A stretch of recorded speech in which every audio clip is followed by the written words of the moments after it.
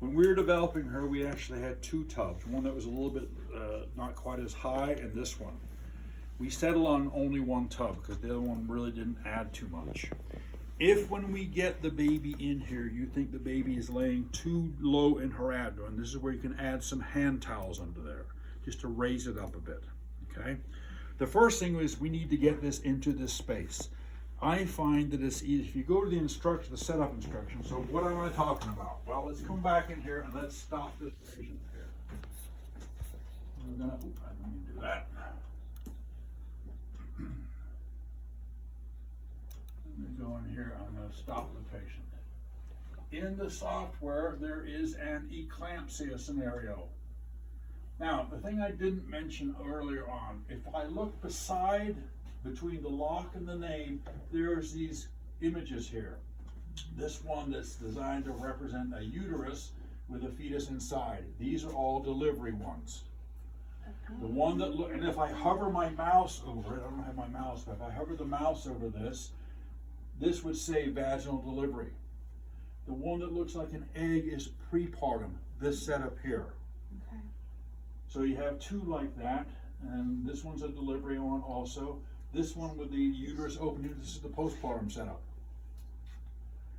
The one down here with a line through it, that's for a C-section. You can do kind of a mock C-section on her. You can't really make an incision, but you can simulate an incision and then simulate putting retractors to remove the baby. And the last one down here is, so that's four of them. Delivery, prepartum, postpartum, C-section. That's what they are right there. So the delivery ones, even if I'm doing it in the classroom, require you to put the baby in there, or at the very least make it think it has a baby. Home it, inflate the bladder, put your golf tee in there. Okay. Even if that's what we call a ghost delivery. There's no baby or anything. You just want to have it go through the motion so you can project it. Because in the room, if you have it for delivery, it's going to require you, and you keep getting the error message over and over again. Baby not in, baby not in, baby not in.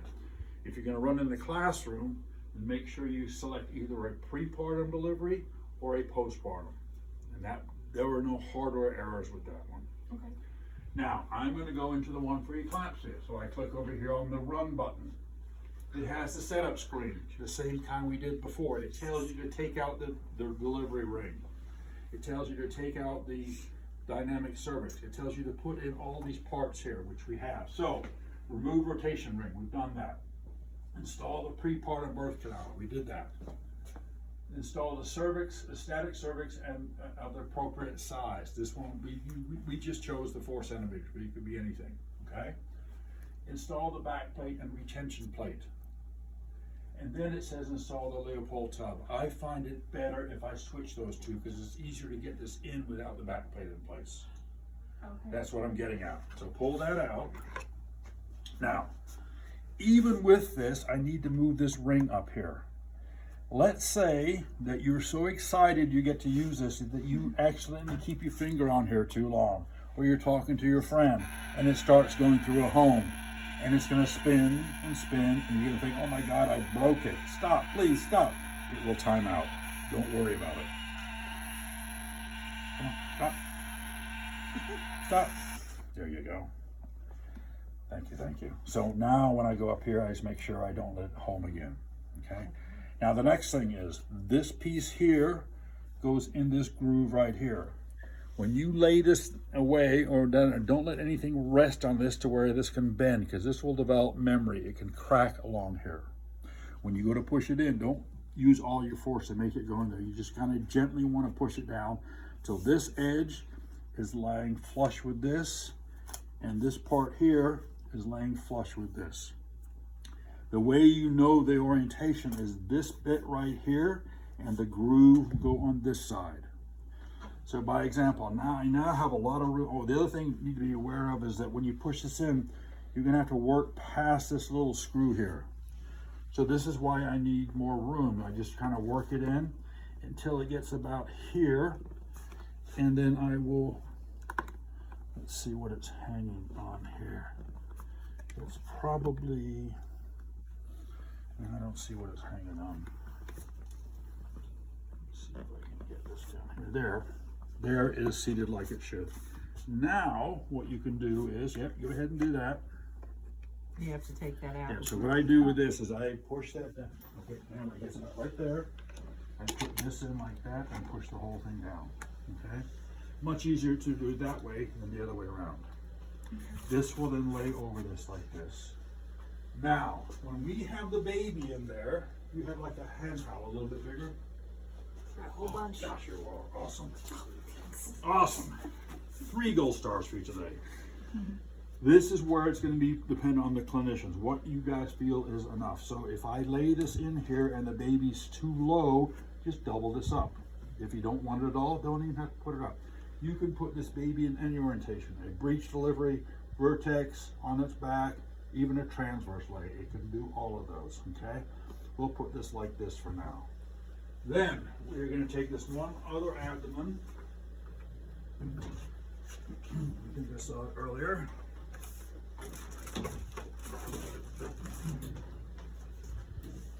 Another bag to open.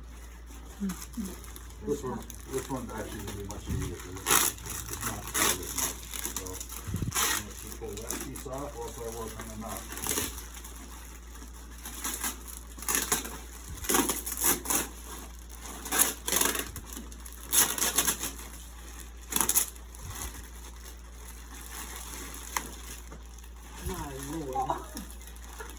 Don't call me and say, hey, I need another bag. She's losing her patience. Don't call me and say I need another bag.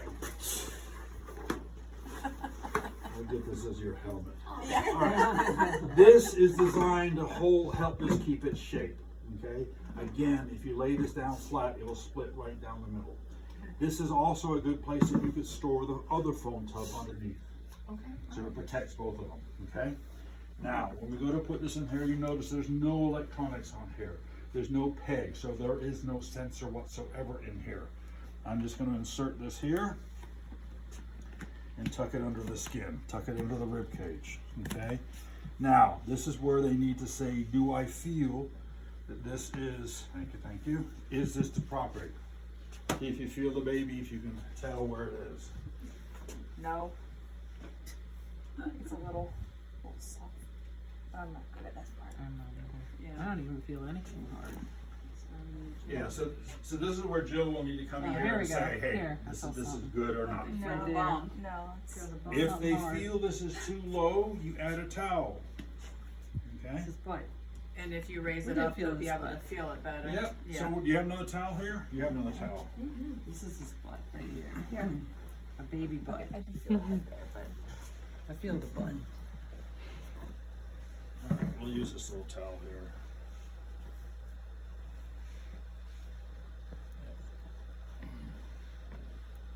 This is all kind of trial and error. This may be too much, but we'll just see. All right, now go ahead. No, this is probably a bit too much. Let's do this. Where'd one of those? Yeah. Some of the washcloths, maybe? Yeah. Try a couple of these.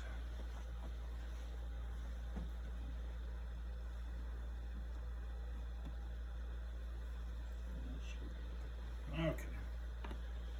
Let's see how that looks. he looks comfy in there. It does. Poor little. Oh, sorry. Yeah. No. Okay. All right. Now you can feel it's a little bit further on there. Yeah. Okay. It's just whatever you feel is good for it. All right. And sorry not to change the subject, but Yeah. does that happen a lot, or is I there think a just because we sat her up, it's not quite on here. It should, we just like what you did is reposition it. Okay? Okay, so that is that.